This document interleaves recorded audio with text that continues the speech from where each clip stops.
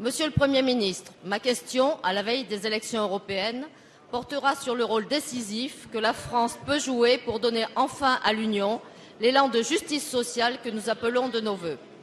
Hier, lors de votre discours de politique générale, vous avez justement souligné qu'il appartient à l'Europe d'apporter des réponses concrètes aux attentes des peuples.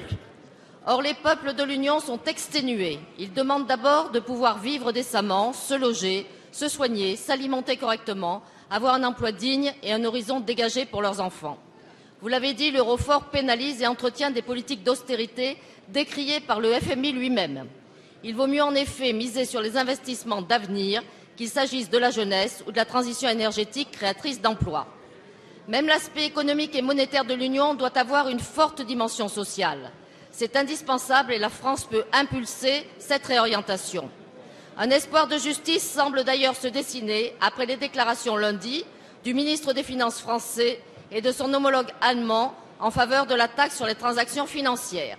Cette taxe, dite aussi taxe Tobin, les écologistes et la gauche l'attendent depuis longtemps. Au niveau européen, je partage d'ailleurs avec Harlem Désir de nombreux souvenirs de lutte commune à ce sujet. Cette taxe, ce serait une première réponse de solidarité et un frein à la toute-puissance des lobbies financiers. Les peuples européens doivent savoir que nous ne voulons plus que la Commission se sacrifie sur l'autel de l'ultralibéralisme. Dans quelques semaines, nos concitoyens auront entre leurs mains le destin de l'Union. Montrons-leur qu'il est possible de faire le choix d'une Europe plus solidaire. Lors des prochains rendez-vous avec nos partenaires européens, pourrez-vous faire pleinement entendre la voix de la France pour cette Europe sociale? Votre tout nouveau gouvernement, Monsieur le Premier ministre, a la lourde responsabilité de faire renaître un espoir européen. Merci. Mes chers collègues, puisque c'est la première séance depuis notre reprise de ces questions au gouvernement, je voudrais vous rappeler à être un petit peu plus silencieux. C'est très désagréable pour ceux qui interviennent et pour ceux qui nous regardent. Donc je suis sûr que vous avez des échanges très importants les uns et les autres, mais ayez-les à l'extérieur. La parole est à Monsieur le ministre des Finances et des Comptes publics, Monsieur Michel Sapin.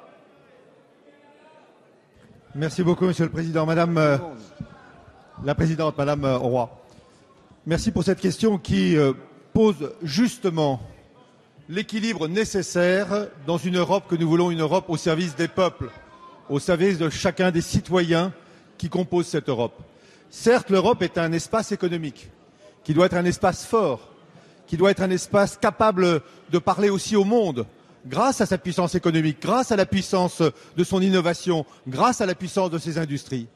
Mais l'Europe doit aussi être un espace de justice. Et d'abord un espace de justice par rapport à elle-même et par rapport aux autres, et par rapport aux transactions financières. Vous avez raison, Madame, d'insister à nouveau sur la nécessité de mettre en place une taxe sur les transactions financières. Une taxe sur les transactions financières qui soit à la fois un élément de régulation pour éviter des mouvements qui sont des mouvements souvent anarchistes, des mouvements court-termistes qui ne pensent qu'aux gains immédiats et non pas aux conséquences à long terme pour l'économie et pour les peuples d'Europe. Il faut donc cet outil. Il faut aussi une taxe sur les transactions financières qui permette d'apporter de l'argent, une ressource, et une ressource servie à la solidarité, y compris à la solidarité vis-à-vis d'autres peuples du monde et vis-à-vis du monde en développement et qui a besoin aussi de notre appui. Cette taxe sur les transactions financières, un travail considérable a été fait. Vous savez que la France est extrêmement ambitieuse sur ce sujet. Et oui, lundi dernier, lors de mes conversations avec M. Schäuble, mon homologue en Allemagne, nous avons dit ensemble la nécessité d'une première étape significative, réelle, avant les prochaines élections européennes, pour que chacun des peuples d'Europe voit le progrès qui est aujourd'hui en cours.